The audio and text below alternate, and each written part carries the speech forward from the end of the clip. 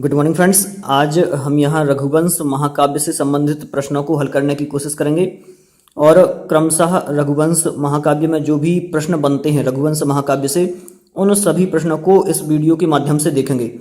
यदि आप लोग पहली बार इस चैनल को देख रहे हैं तो जो यह नीचे वीडियो के सब्सक्राइब का बटन दिख रहा है रेड कलर का, इस बटन को आपको प्रेस करना है। जैसे ही आप इस बटन को प्रेस करेंगे सीधे आप इस चैनल से जुड़ जाएंगे और इसके बगल में जो बेल आइकॉन दिखाई देता है, घंटी बनी हुई दिखाई देती है, उसे भी प्रेस करना है, जिससे कि जो भी मैं वीडियो आगे भविष्य में अपलोड करूँ वह सीधे आपके पास पहुंच जाए और डायरेक्ट यूट्यूब पर ऊपर शो होने लगे। चलें देखें यहाँ क्रमशः क्वेश्चन, जो कि रघुवंश महाकाव्य के रचयिता कौन हैं। तो जो रघुवंश महाकाव्य है, रघुवंश महाकाव्य के रचयिता महाकवि कालिदास जी हैं। मैंने यहाँ पर कालिदास जी का परिचय नहीं दिया है क्योंकि और जो वीडियोस पहले निकल चुके हैं उनमें रघुवंश महाकाव्य या फिर मतलब अन्य वीडियो अभिज्ञान शाकुंतलम वगैरह, तो उसमें कालिदास जी का परिचय पूरा दे दिया है मैंने। चलें देखें रघुवंश महाकाव्य का नायक कौन है। तो रघुवंश महाकाव्य जो है उसके नायक भगवान श्री राम हैं, क्योंकि इनका वर्णन लगभग 10वें सर्ग से लेकर और 15वें सर्ग तक इनका वर्णन प्राप्त होता है। और वैसे देखे जाएं तो अनेक नायक हैं रघुवंश महाकाव्य में, जो कि क्रमशः आप सभी को पता है। जैसे कि स्टार्टिंग से देखें तो दिलीप, रघु, अज, दशरथ और राम आदि, तो यहाँ पर अनेक रघुवंशी जो राजा हैं उनका वर्णन किया गया है। तो अनेक भी नायक हो सकते हैं और ये जितने भी नायक हैं अधिकतर नायक धीरोदात्त प्रकृति के हैं। केवल अज जो राजा हैं उन्हें छोड़ दें, वह धीर ललित कोटि में आ जाते हैं। तो अधिकतर राजा जो हैं जो सभी नायक, और ये मान के चलें कि सभी नायक धीरोदात्त प्रकृति के ही हैं।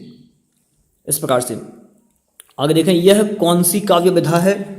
तो जो यह रघुवंश महाकाव्यम है यह महाकाव्य है। रघुवंश महाकाव्य का रचना काल क्या है। तो ईसा पूर्व प्रथम शताब्दी से लेकर चतुर्थ शताब्दी के मध्य का है। इसमें कितने सर्ग हैं। तो 19 सर्गों में रघुवंश महाकाव्य जो कि वर्णित है। रघुवंश महाकाव्य में कितने श्लोक हैं। तो 1569 श्लोक हैं टोटल। सर्वाधिक श्लोक वाला सर्ग कौन है। तो जो सर्वाधिक श्लोक हैं वह 12वें सर्ग में हैं, जो कि 104 श्लोक हैं। और न्यूनतम श्लोकों वाला सर्ग कौन सा है। तो यह जो न्यूनतम वाला है वह 18वां सर्ग है, जिसमें केवल 53 जो कि 53 श्लोकों का वर्णन है।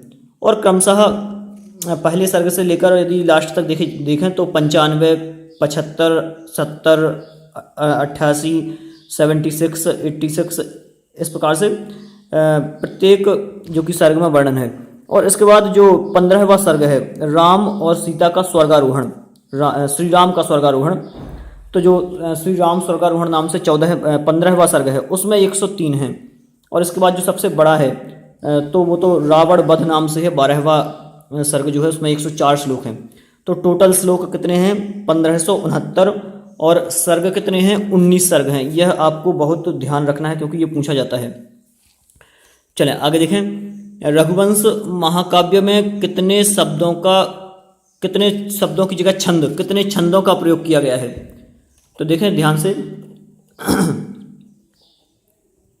रघुवंश महाकाव्य में कितने छंदों का प्रयोग किया गया है। तो रघुवंश महाकाव्य में 22 कुल जो छंद हैं उनका प्रयोग किया गया है। और सर्वाधिक प्रयुक्त छंद कौन सा है। तो जो सर्वाधिक प्रयोग हुआ है जिस छंद का वह उपजाति छंद है, जो कि 578 जो कि श्लोकों में इसका वर्णन है। दूसरा सर्वाधिक प्रयुक्त छंद कौन सा है। तो वह अनुष्टुप छंद है, जो कि 548 श्लोक हैं। रघुवंश महाकाव्य का प्रधान रस कौन सा है। तो रघुवंश महाकाव्य का प्रधान रस है वीर रस। चूँकि कालिदास जो हैं वह श्रृंगार प्रिय रहे हैं, लेकिन यहाँ पर वीर रस का वर्णन किया गया है। चलिए आगे देखते हैं वीर के कितने भेद हैं। जो वीर रस है उसके कितने भेद हैं। तो धर्मवीर, युद्धवीर, दानवीर और दयावीर, यह 4 भेद हैं। चूँकि जो यह रघुवंश महाकाव्य है इसमें इन चारों भेदों का वर्णन प्राप्त होता है। ये इसकी विशेषता है कि यहाँ पर चारों यह भेद हैं वीर रस के, यह आपको इस रघुवंश महाकाव्य में देखने को मिलेंगे। आगे देखें रघुवंश महाकाव्य में कहाँ किस छंद का प्रयोग किया गया है। तो देखें क्रमशः जो करुण रस है, करुण रस के प्रसंग में वैतालीय जो छंद है उसका प्रयोग किया गया है। प्रवास और प्रावृट के वर्णन में मंदाक्रांता का, हर्षात्मक वातावरण के लिए प्रहरणी छंद का प्रयोग किया गया है, जिसका प्रहरणी का दूसरा नाम आपको पता ही होगा, अनवर्थ नामा नाम से एक दूसरा नाम है इसका प्रहरणी छंद का। आगे देखें पराक्रम और शौर्य या फिर राजनीतिक प्रसंग में जो कि वंशस्थ छंद है इसका प्रयोग है। पौराणिक वृत्त आदि जो भी हैं पौराणिक कथाएं, तो उसके वर्णन में अनुष्टुप छंद का प्रयोग किया गया है। और चंद्रोदय आदि उद्दीपन विभागों के वर्णन में रथोद्धता छंद का प्रयोग किया गया है। आगे देखें वीर एवं रौद्र रस के प्रसंग में वसंत तलिका छंद जो है उसका प्रयोग किया गया है। और सर्गांत में पुष्पिताग्रा छंद का प्रयोग क्रमशः किया गया है। आगे देखें जो कि उदारता, रुचि, औचित्य आदि गुणों के प्रदर्शन के लिए हरणी छंद जो है उसका प्रयोग किया गया है। रघुवंश में सर्वाधिक शब्दालंकारों में किस अलंकार का प्रयोग किया गया है? तो जो अनुप्रास अलंकार है, इस अनुप्रास अलंकार का सर्वाधिक प्रयोग किया गया है शब्दालंकारों के भेद में। और अर्थालंकार यदि देखें तो अर्थालंकार में उपमा अलंकार जो है इसका प्रयोग किया गया है। रघुवंश में किस रीति का प्रयोग हुआ है?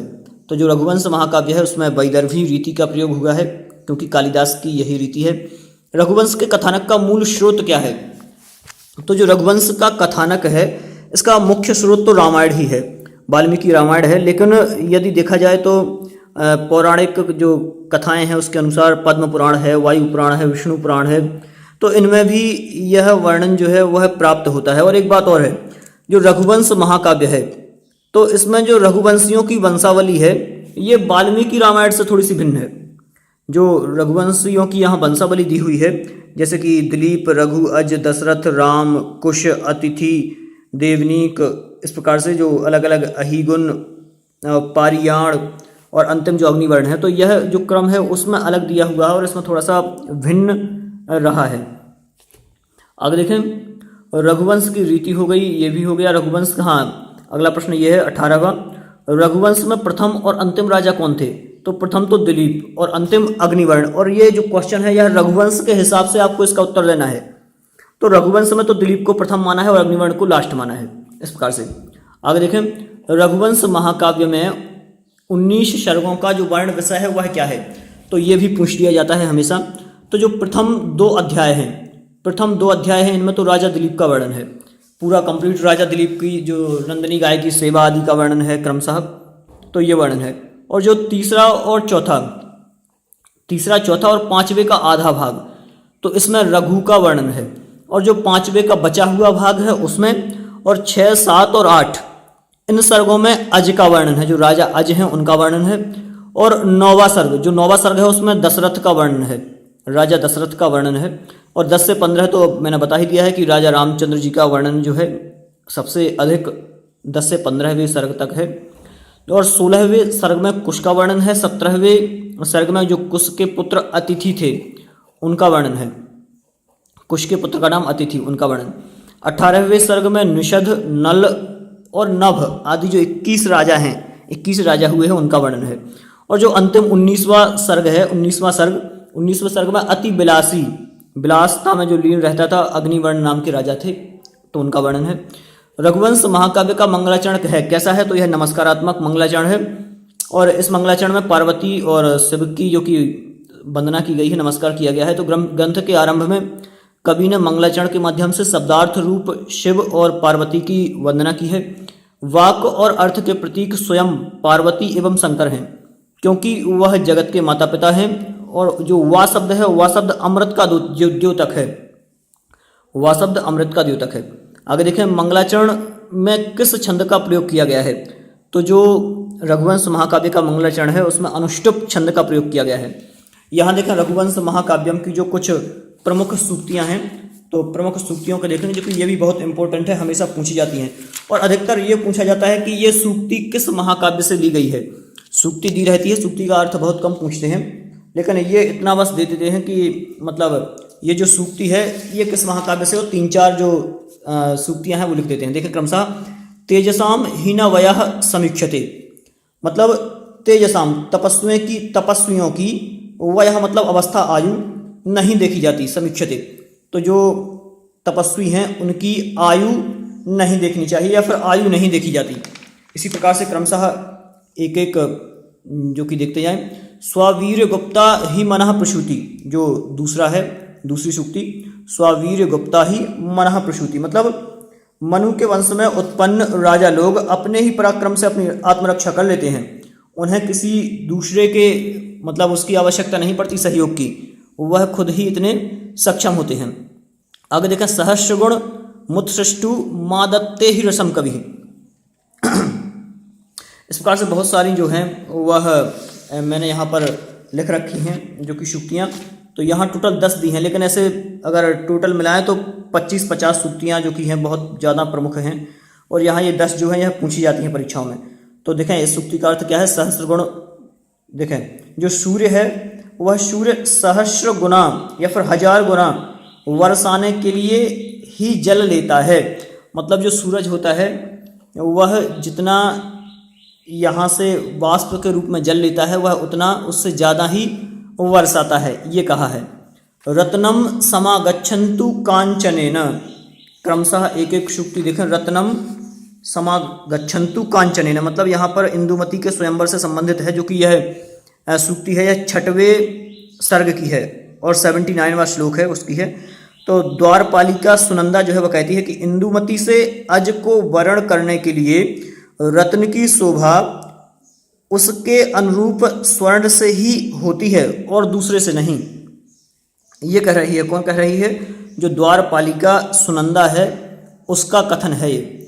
अगला देखें, आज्ञा गुरुणाम ह्यविचारणीय, ये बहुत ही सुंदर सूक्ति है जो कि हमेशा प्रतियोगी परीक्षा में पूछी जाती है।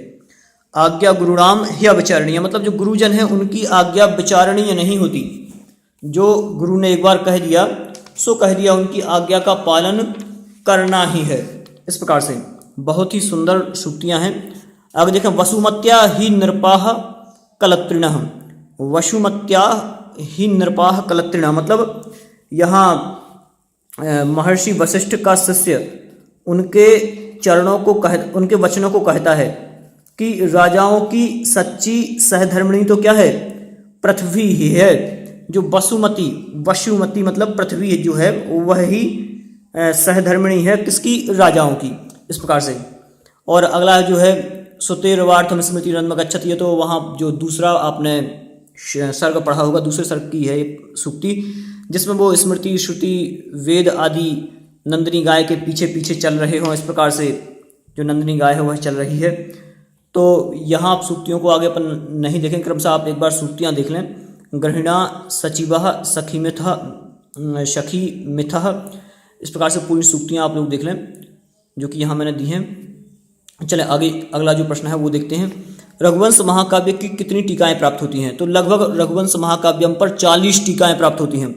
टोटल 40 टीकाएं हैं जो कि वल्लभ देव की रघुवंश पंजिका, दक्षिणावर्तनाथ की रघुवंश दीपिका, मल्लीनाथ जी की संजीवनी टीका जो कि प्रसिद्ध टीकाकार है मल्लीनाथ जी, अरुणगिरी जी जो अरुणगिरीनाथ है इनकी प्रकाशिका, नारायण पंडित जी की जो पदार्थ दीपिका टीका है, और चरित्र वर्धन जो है शिशु हितैषिणी नाम की इनकी टीका है। रघुवंश महाकाव्य में कितने राजाओं का वर्णन है? तो जो रघुवंश महाकाव्य है इसमें लगभग 29 राजाओं का वर्णन तो वैसा प्राप्त होता है, लेकिन फिर अलग से जो 2 राजा हैं उनका और यहाँ पर वर्णन प्राप्त हो जाता है। तो जो टोटल राजा हो जाते हैं वह 31 राजा हो जाते हैं। तो 31 राजाओं का कुल टोटल जो रघुवंश महाकाव्य है इसमें वर्णन प्राप्त होता है। तो कौन टोटल 2 और मिला लेते हैं, तो मनु और इक्ष्वाकु जो हैं इन दोनों को और मिला लें तो लगभग 31 राजा हो जाते हैं। और वैसे रघुवंश में 29 राजाओं का वर्णन है। चलें आगे अगला एक और प्रश्न है जो कि रघुवंश में किस वंश के राजाओं का वर्णन है? तो रघुवंश में सूर्यवंशी राजाओं का वर्णन है। रघुवंश में किसकी गौ सेवा का वर्णन है? गाय की सेवा कौन करता है? तो जो राजा दिलीप हैं वह गाय की सेवा करते हैं। गाय का नाम नंदिनी है जो कि कामधेनु की पुत्री है। राजा अज की पत्नी का नाम क्या था? तो राजा अज की पत्नी का नाम इंदुमती था और इनके वियोग में अज जो है वह विलाप करते हैं इनकी मृत्यु के उपरांत। नंदिनी धेनु का वर्णन किस सर्ग में है? तो जो नंदिनी धेनु है, नंदिनी गाय है, उसका वर्णन 2 सर्ग में प्राप्त होता है। अग्निमित्र की 2 पत्नी का क्या नाम था?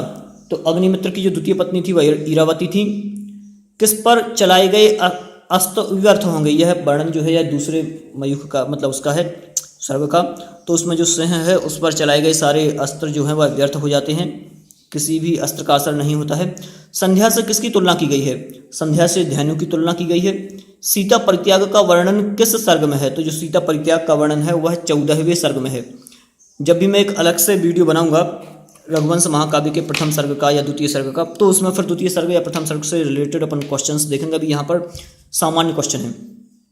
राजा दिलीप की पत्नी का क्या नाम है, तो राजा दिलीप की पत्नी का नाम सुदक्षिणा है। इस प्रकार से यहाँ जो रघुवंश महाकाव्य है इससे संबंधित अपन ने जो कि संपूर्ण क्वेश्चन थे उन्हें देखा। अब जो अगला वीडियो रहेगा उसमें यदि जो पहला सर्ग है, पहले सर्ग से रिलेटेड यदि किसी प्रतियोगी परीक्षा में यदि आते हैं प्रश्न या फिर पहला सर्ग रहता है, तो फिर पहले सर्ग का मैं अगला जो वीडियो है वह बनाऊंगा। आप लोग चैनल को सब्सक्राइब करना ना भूलें और साथ में जो बेल आइकॉन है उसे भी दबाना ना भूलें, जिससे कि जो भी मैं वीडियो आगे अपलोड करूं वह सीधे आपके पास पहुंच पाए। नमस्कार।